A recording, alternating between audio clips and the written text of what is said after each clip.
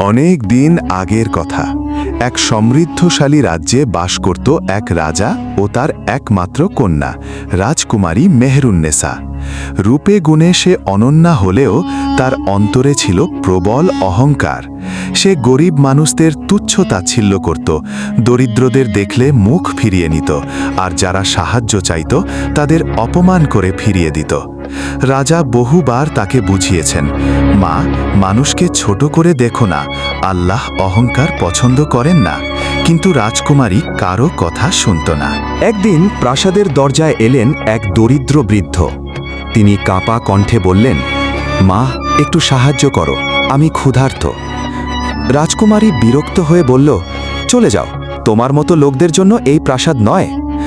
বৃদ্ধ অসহায় চোখে তাকিয়ে চলে গেলেন। দূর থেকে রাজা সব দেখলেন, তার হৃদয় ভেঙে গেল। রাজা ভাবলেন, আমার মেয়ের হৃদয় নরম করতে হবে। তিনি সিদ্ধান্ত নিলেন, রাজকুমারীর বিয়ে দেবেন এক গরিব কিন্তু আল্লাহভীরু আলেমের সঙ্গে। রাজকুমারীর বিয়ে হল গ্রামের এক সৎ ও জ্ঞানী আলেম, হজরত ইউসুফ রহমর সাথে। তিনি ছিলেন গরিব কিন্তু চরিত্রে ছিলেন উঁচু। নতুন ঘরে এসে রাজকুমারী ক্ষুব্ধ হয়ে উঠল। সে বলতো, এ কেমন ঘর, এ কেমন জীবন, তুমি তো গরিব। প্রতিদিন সে স্বামীকে অপমান করত, কিন্তু আলেম ধৈর্য ধরতেন।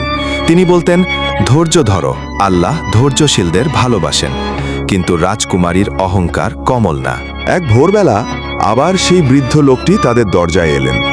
তিনি বললেন, মা, একটু পানি দেবে? রাজকুমারীর রাগে ফেটে পড়ল। আবার এসেছো, চলে যাও। সে বৃদ্ধকে ধাক্কা দিয়ে বের করে দিল। বৃদ্ধ আকাশের দিকে তাকিয়ে বললেন, হে আল্লাহ, তুমি উত্তম বিচারক। সেদিন রাতেই এক অদ্ভুত ঘটনা ঘটল। রাজকুমারী হঠাৎ অদ্ভুত যন্ত্রণায় কাঁদতে লাগল। কিছুক্ষণের মধ্যেই সে কুকুরে রূপান্তরিত হয়ে গেল।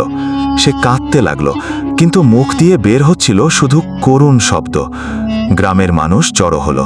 সবাই বুঝল, এ আল্লাহর গজব। ভোরে আলেম সাহেব ফজরের নামাজ আদায় করে আল্লাহর কাছে কাঁদতে কাঁদতে দোয়া করলেন, হে আল্লাহ, আমার স্ত্রীর ভুল ক্ষমা করো, তাকে হেদায়েত দাও। হঠাৎ আল্লাহর অসীম রহমতে এক নূর নেমে এলো। কুকুরটি আবার ধীরে ধীরে রাজকুমারীতে রূপ নিল। রাজকুমারী কাঁদতে কাঁদতে স্বামীর পায়ে পড়ে গেল, আমাকে মাফ করুন, আমি বড় ভুল করেছি।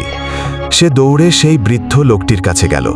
কাঁদতে কাঁদতে বলল, আমাকে ক্ষমা করুন, আমি আপনাকে অপমান করেছি। বৃদ্ধ মুচকি হেসে বললেন, মা, আল্লাহ তওবাকারীদের ভালোবাসেন। সেই দিন থেকে রাজকুমারীর জীবন বদলে গেল। সে গরিবদের সাহায্য করত, মানুষকে সম্মান করত, 5 ওয়াক্ত নামাজ পড়ত, কোরআন তেলাওয়াত করত। সে প্রায়ই বলতো, অহংকার মানুষকে ধ্বংস করে, আর তওবা মানুষকে আল্লাহর কাছে ফিরিয়ে আনে। রাজ্যবাসী তাকে নতুন নামে ডাকতে লাগল, নূরের রাজকুমারী। অহংকার আল্লাহর কাছে অপছন্দনীয়। গরিব ধনী সবার সম্মান করা উচিত। ধৈর্য ও দোয়া মানুষের জীবন বদলে দিতে পারে। আল্লাহর রহমত থেকে কেউ নিরাশ হবে না। সত্যিকারের তওবা করলে আল্লাহ ক্ষমা করেন। আরও এই ধরনের ইসলামিক কাহিনী পেতে আমাদের চ্যানেলটিকে সাবস্ক্রাইব করে রাখুন, সামনে আরও এই ধরনের বড় ইসলামিক কাহিনী ভিডিও পেতে।